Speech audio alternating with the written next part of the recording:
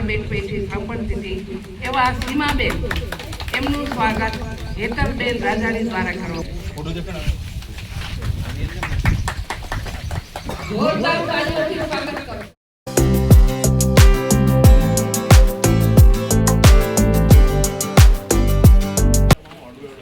સર્વેને સવારના જય શ્રી રામ।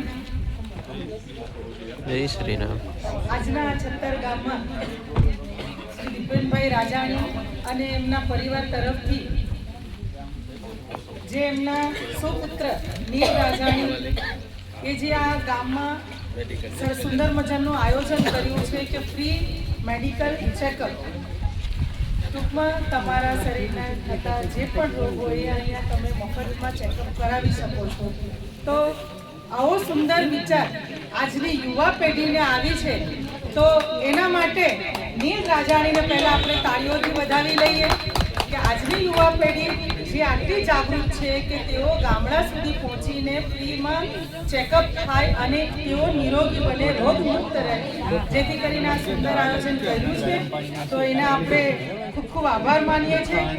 છત્તર ગામના સરપંચ જે એમના ટેકા માટે આવ્યા છે, ગામજનો જેઓ ટેકા માટે આવ્યા છે, સપોર્ટ કરે છે, તો આ જ રીતે તમામ ગામડાઓના જેટલા બી ભાઈ બહેનો અહીં ઉપસ્થિત છે, જે આ યુવા પેઢીને પ્રોત્સાહન એમનો હાથ મજબૂત કરવા માટે અહીં ઉપસ્થિત છે, તેઓનો પણ ખૂબ ખૂબ આભાર।